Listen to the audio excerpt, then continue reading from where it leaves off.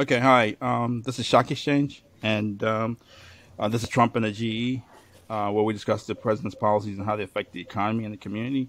And I have with me Tori Mitchell, of course. Today we'll discuss Barbarians at the Gate for Endo International, Barbarian number three, which is part of a series of eight companies we're talking about that could be potential acquirers of Endo because they have a presence in the aesthetic space, or likely have talked about presence in the aesthetic space, or need to diversify their revenue. As you know, Endo is highly undervalued, and we think that management should be buying back shares hand over fist. And we think it's a fiduciary responsibility for big pharma companies to buy Endo as well, because it's an opportunity to put capital to work at a high ROI. We'd like people to subscribe to the channel, like the video, and share the video. And the picture in the YouTube video is Judge Jed Rakoff, who was actually a securities lawyer, securities partner at a securities firm back in the 80s and 90s, and he represented Martin Siegel, who was caught up in the Michael Milken insider trading ring. That formerly worked at Kidder Peabody. I think he moved on to Lehman, and he represented Martin Siegel and advised him to take the deal, to cooperate and take the deal. But he later became a judge, and he was actually in the public media again when he ruled on the Citigroup ruling, where Citigroup had filed off some of its losses on its bond portfolio to its clients. In previous situations, the SEC had given these companies like Goldman Sachs and J.P. Morgan a slap on the wrist, and Judge Jay Rakoff said, "Nah, it's not going to happen in this situation. We want to make sure that the truth emerges, as far as what happened, who did what to whom, and bring these people to justice." And the SEC said, "You don't have the authority to do that. As a judge, you don't have the authority to see the truth emerge." So, Judge Jed Rakoff, this was back in the 80s. Judge Jed Rakoff would probably be representing one of these barbarians who would have bought and sold Endo 9 or 10 times already. So, it's Judge Rakoff who knows these barbarians probably better than anyone, because he represented one during the 80s. So, I think it's only fitting that we give a shout out to him. And before we get started on Barbarian number three, I'd like to give some update on Endo International since our last broadcast. Endo actually, which we thought was very exciting, that they actually put out a commercial for Peyronie's disease, the bent carrot, and it shows that they now have the capital they've to invest in, not only invest in its products, but to advertise and make these products more aware to the public. Peyronie's disease affects about 10% of men between the ages of 40 and 70. And from what I understand, a lot of people are embarrassed to come in. A lot of people either unaware of the disease or just embarrassed to come in. So they're making the public more aware of it. It actually got a shout out in a Saturday Night Live skit with Jason Sudeikis, where they had a spoof of Ellen's show called Mellon. At the end of the segment, they said it's sponsored by Peyronie's disease, not the treatment, but the disease. So Peyronie's disease is getting a lot more coverage, and it just shows you that Endo has, and for years they haven't really had the capital to spend on advertising. But now they diversified their revenue. They paired mesh claims. Well, they're almost finished paying mesh claims now. They should be finished within the next quarter or two, and they've been able to service their debt, been able to wean themselves off of pain-related drugs. Now they have the cash to actually market Xiaflex on Peyronie's disease, Dupuytren's contracture, and Quo. So that's very exciting. It also was mentioned in Barron's as one of 8 small cap companies that was highly undervalued. It showed that Endo is trading at 2 times 2022 estimated earnings, which seems like a misprint, but that's the truth. Endo's making money hand over fist with Quo and Xiaflex and Vasostrict, which had strong results during the pandemic as more people were hospitalized. So Vasostrict sales ballooned, and they're going to come out with new products next year, and they're probably going to have, expecting to have double-digit growth in Xiaflex, particularly after being able to advertise for Dupuytren's contracture and Peyronie's disease. The analyst at Barron said that it's likely trading at 2 times earnings because of its high debt load and the fact that its opiate litigation is never ending. And that could be a misnomer, because there's been a global settlement with J&J and the big opiate distributors, which could create a pathway. I think it has created a pathway for Endo and Teva to settle. Teva expects to have a global settlement by the end of the year, hopefully. And Endo is settled with already settled with Oklahoma. It's settled with New York for $50 million under the rest.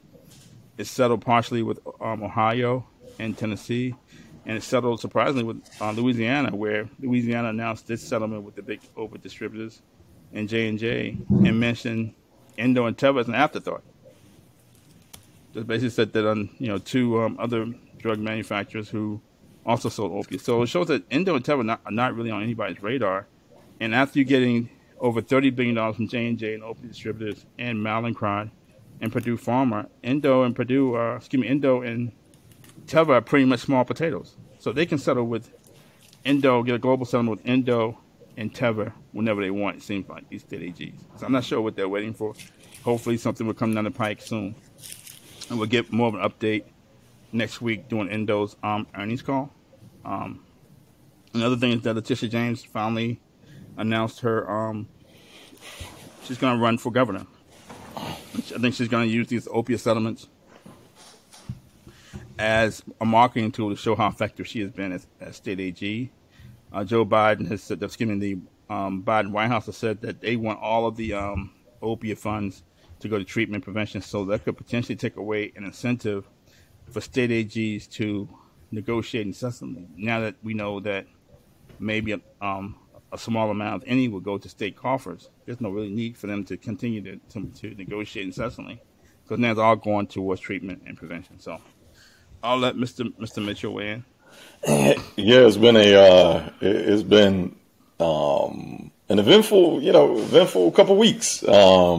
I wish I took a bet, man, because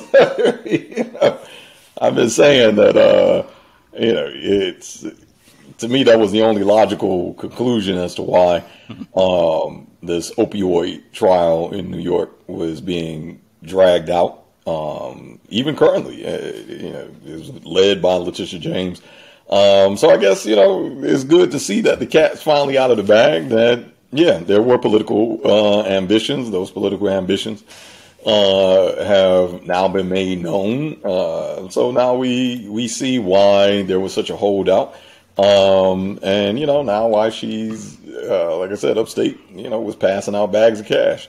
Hoping to secure some votes for the upstate folks. Because the New York AG, for those that don't know, primarily sits in New York City.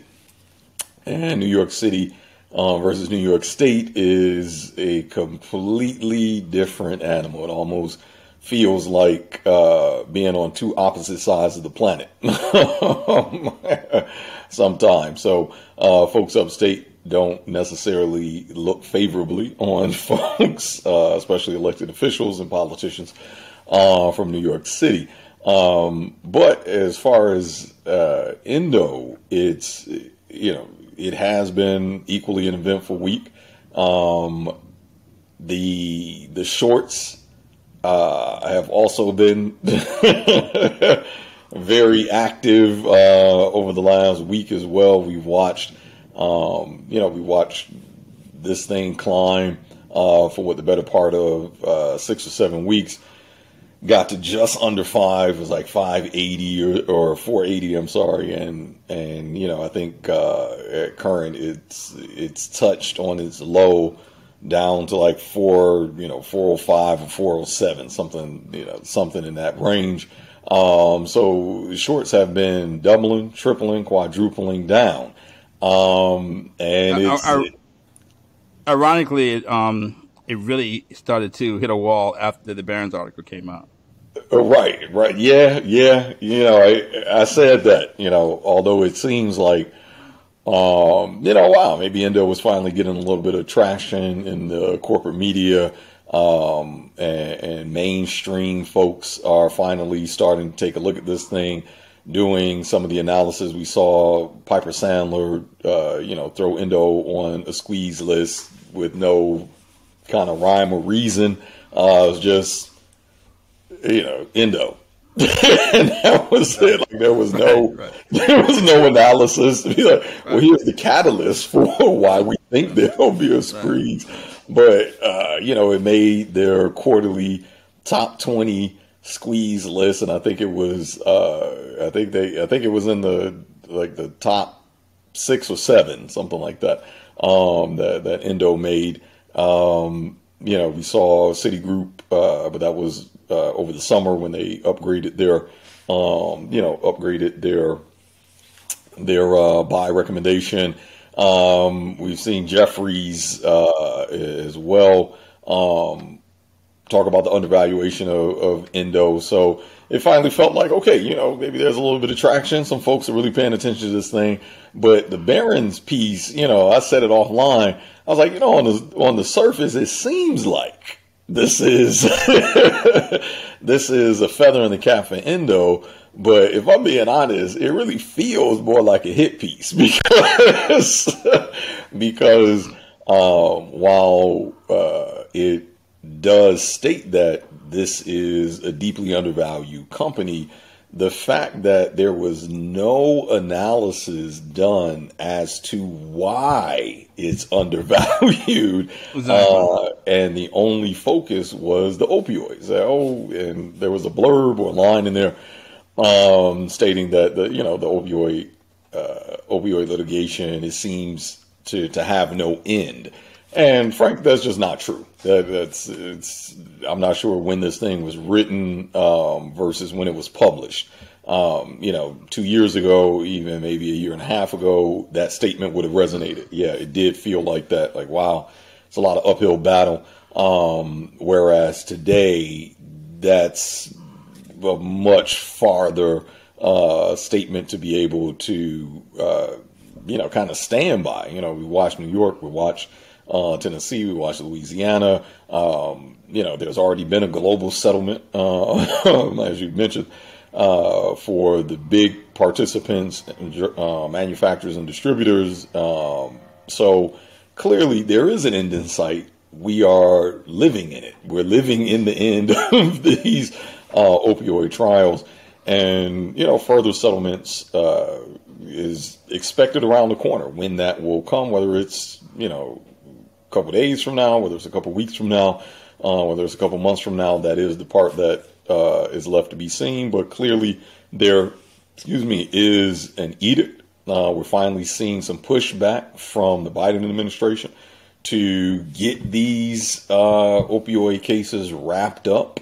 We're seeing the policies behind it as well that is incentivizing these AGs to get it wrapped up. So, the Barron's piece seemed to simply state, well, here's an undervalued company that's trading 2 times earnings, but they don't back up with any reason to say, well, here's why you should buy, or here's why we think it is undervalued. Because, a company trading at 2 times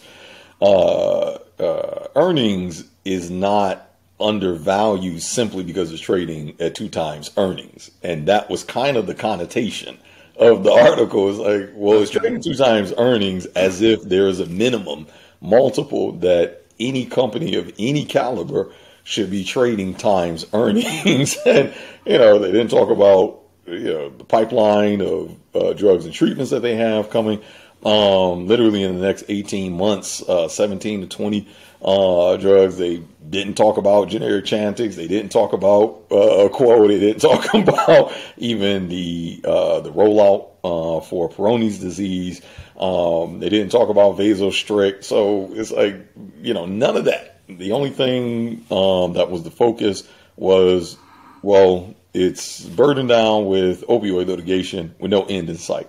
So for me, it kind of read like, well, if you're a short, here's an encouragement to continue shorting. Because there's no end in sight for this opioid litigation. So, maybe it was the cynic in me. I don't know. But maybe I'm just too close to this thing. But I'm just like, it's kind of weird that, it was almost like a backhanded compliment, right? Like, oh man, you look good for your age. Right, right, Right? right. It's called sneak. It's called what's that? Sneak this. What's the guy from from Chicago? Sneak this. That's that blank I don't like. Yeah, yeah. You know it better than me, bro. Chief Keef. Yeah, yeah, yeah. Chief Keef. He don't like sneak disses. Exactly. So that's the way it felt, man. And yeah, it seemed like when that Barons came out, all of a sudden we're watching on no news, mind you. Well, actually, no. I'm gonna take that back. There were two pieces of news, right? That they presented the Peyronie's disease at the I believe the sexual and reproductive medicine conference. Endo presented their data to be able to use Xyloflex for Peyronie's disease, and then releasing the press release for the first commercial for Right. Peyronie's disease, which is highly underreported as well. Because for those that aren't aware, Peyronie's disease primarily affects men, and it is it's a curvature of the penis, and it's I guess an unnatural. So if you didn't have a curvature before and you have a curvature now, due to any trauma or scarring, essentially injury, then this is a treatment for Peyronie's disease. But because men tend not to go to the doctor as often, a lot of the conditions, the health conditions of men do go underreported. And then two, it's a sensitive topic, right? Like how many guys are running to the doctor saying like, hey, I got a curve in my penis and to the doctor. So it's, it's not one of those things that gets talked about in the locker room either. Right? No, people start backing away from you. Right. Right. It's not good. It's not going to be a bonding moment. Yeah.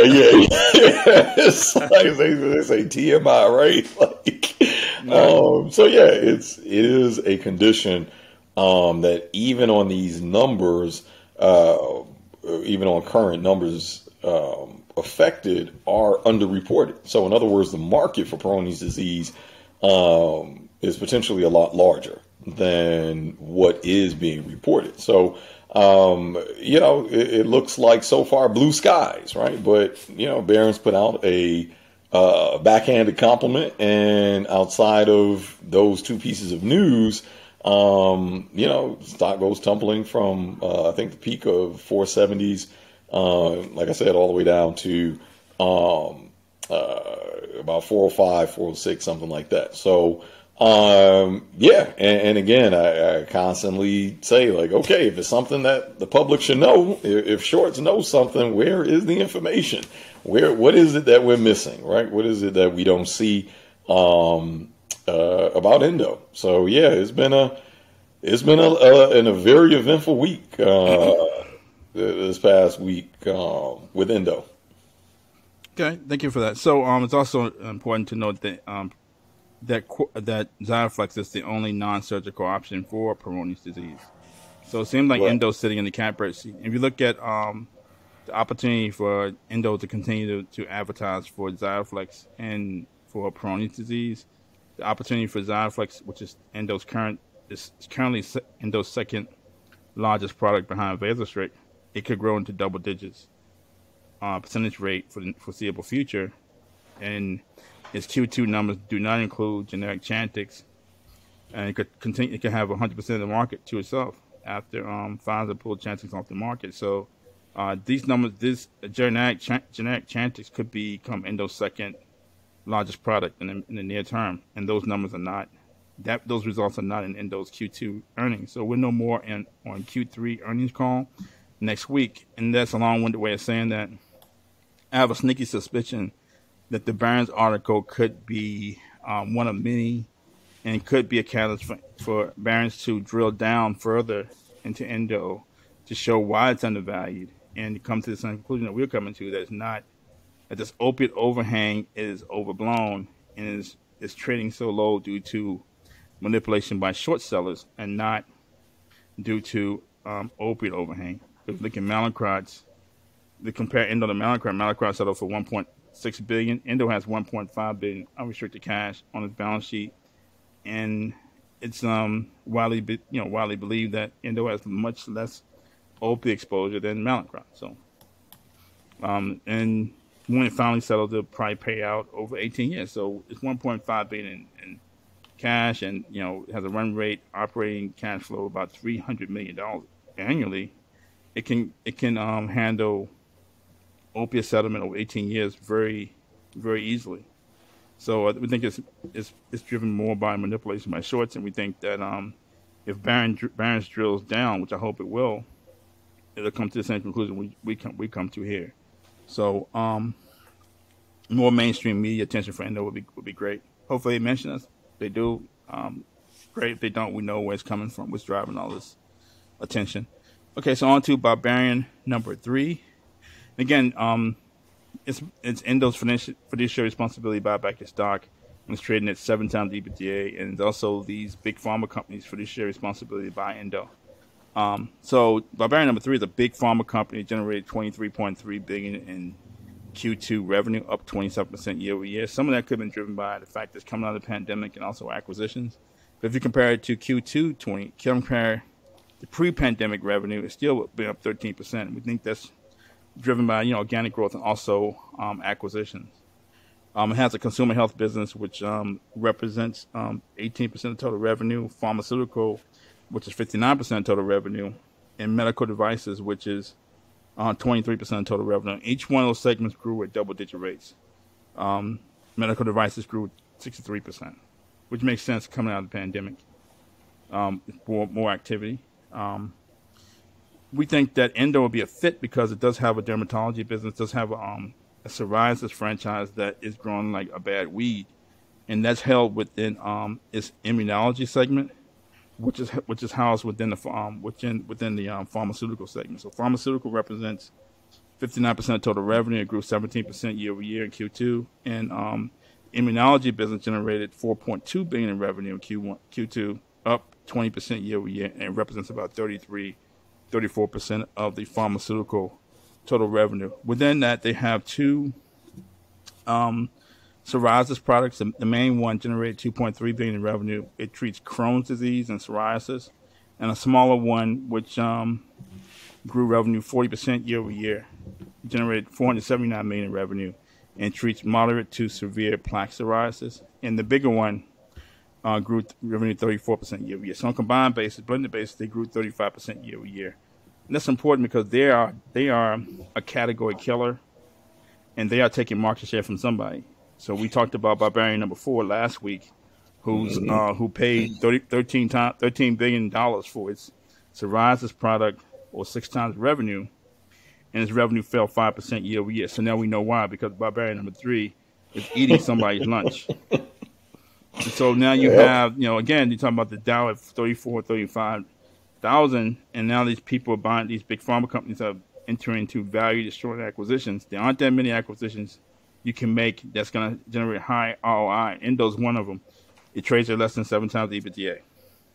And so we think Endo would be a great fit for Barbarian number 3. On a combined basis, it would have Q2 revenue of $2.9 billion, up 36% year over year.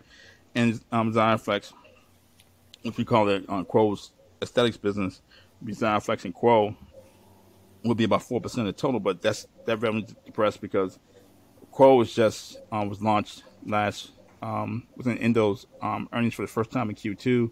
It's expected to grow by leaps and bounds, expected to make a big dent in the cellulite market over time. And then we know that Endo's finally advertising for Xiaflex, and so we think it could expected to grow revenue this year 40% year over year. That may be due to the fact that it's coming out of the pandemic, but going forward, that double-digit percentage revenue growth should continue because it's non-surgical option for Peyronie's disease, and there aren't that many non-surgical options for Dupuytren's contracture. So Barbarian number three has tens of billions of dollars in cash on hand, cash and investments. So funding Endo wouldn't be a problem, but structuring it, again, you could maybe get creative because the opiate litigation is unknown. The total payouts unknown. Again, they could buy a majority stake in Endo or buy a sizable stake, 35, 40%, and then buy the rest when the opiate overhang subsides. But again, we think that this will be a prime company to invest in Endo because it has the capital, it has the M&A prowess, and it fits within their dermatology business. So that's a short on something. I mean, let's be clear as well. This really two things. That one, this particular company is in a unique position to be able to get, I think, the most accurate sense of what that value of litigation would look like, right? That a few states have already settled at this point. They have a unique kind of seat at the table to be able to see kind of who's left, right, and what's a likelihood, what's a range, right, and frankly, even if it was something astronomical, right. So let's say it was something crazy like $3 billion, right? Like states came together and was like, all right, sweet, we're gonna try to hit Endo with $3 billion settlement, right? Like, even with that, even if you tacked on $3 billion debt, and you look at the enterprise value of Endo, this company would be able to cut a check today and buy out Endo with such an astronomical and completely unrealistic settlement amount. So in other words, just want to make clear that there's a lot of room. In other words, like this company's money is long, extremely long, and they have a history of some pretty aggressive acquisitions. Just in the last 2 to 3 years alone, they have made close to 10 acquisitions. The most recent one was last year, roughly for about $7 billion. So the very same number that you kind of look at the enterprise value of Endo, go figure, right? That they're already in the ballpark. So in other words, they have a history of acquisitions. They have the deep pockets, and they have a unique perspective to be able to really give a real analysis to what an opioid settlement across the board, whether it's a global settlement that Endo can participate in, or if it is going to be a state by state.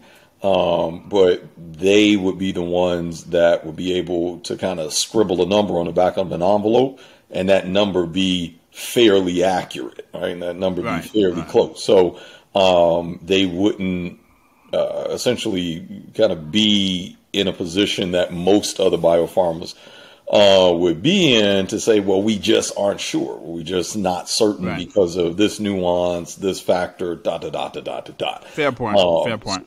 So, they can get a number.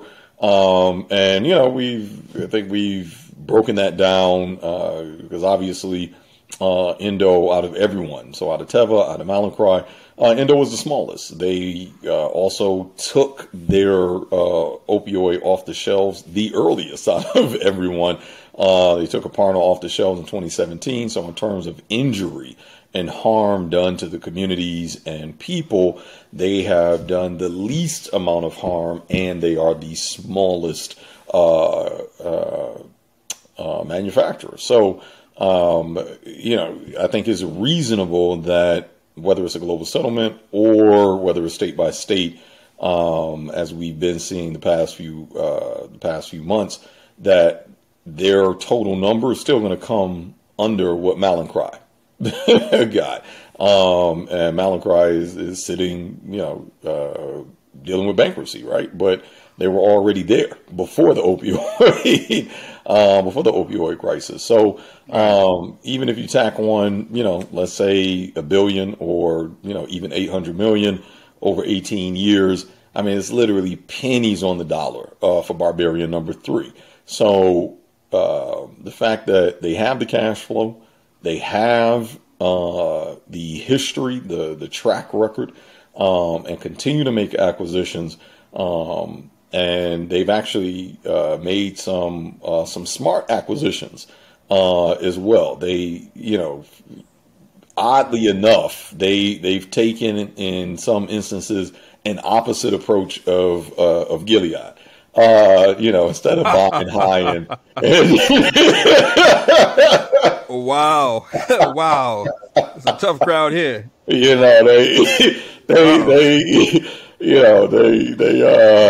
Some reason their M&A team was like, hey, maybe we ought to, try to buy low and then increase maybe we should do a net present value analysis or internal rate of return or something to justify why we're paying this, and not just because it fits strategically. Exactly, because you can only laugh at that. You're paying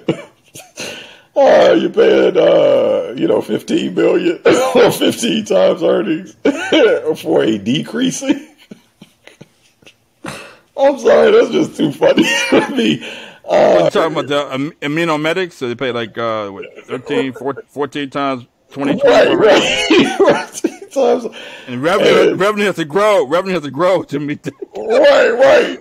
Not current revenue, but projected revenue. You want me to pay, a 2025 price for, a Lamborghini price or a Bugatti, what will be a Bugatti's cost in 2025? You want me to pay that price today, but in 2025, the value has dropped down to a 1988 Toyota Cressida. It's like, wait a minute. Not just any Bugatti, but limited edition Bugatti. They only sell one or two. It was like, wow, is this where we're at as a market, right? But this Barbarian number 3 has arguably made some better choices when it has come to acquisitions. The bar is pretty low, I guess, when that is the comparison. But they are a serious contender because this can really open up a market for them. And, like you alluded to earlier, that they are market eaters. They sit at the top of the food chain. So they are constantly looking at what are known as feeder funds and mid-market companies that funnel R&D up for bigger companies like a Gilead to be able to buy them out, either buy the research out, buy the or just simply buy the company out altogether, or the product line. And this is their field. This is their wheelhouse. And they do it pretty well. So Barbarian number 3 is actually a very serious contender because Endo would be opening up a market for this particular Barbarian. So if I am either a board member or management, I got to be looking at Endo as pretty damn attractive. I don't think that you could make an argument, as we kind of say every time we do one of these. It's hard to find a better deal in the market. It's extremely hard to find a better deal, even if it's just for Quo itself or any one of the other pipelines, whether it's Vasostrict, whether it's generic Chantix.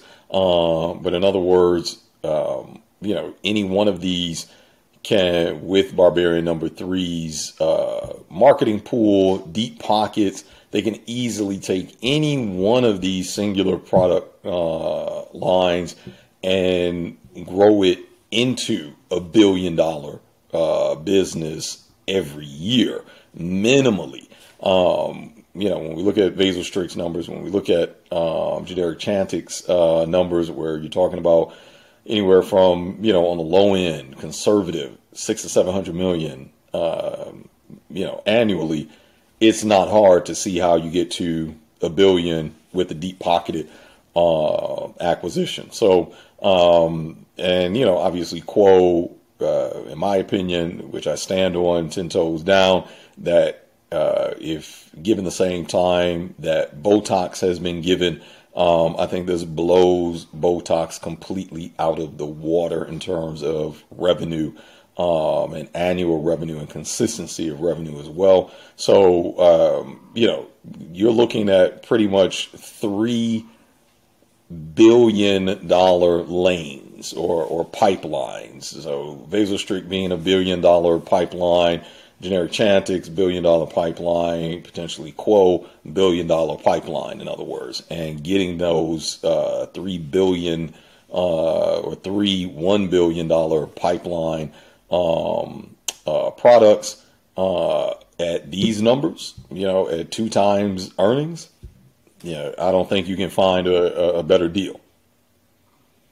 Okay, a fair point. I think it's very subtle, the point you made. It's very subtle as far as Barbarian number 3 has special insight into the goings on as far as opiate litigation.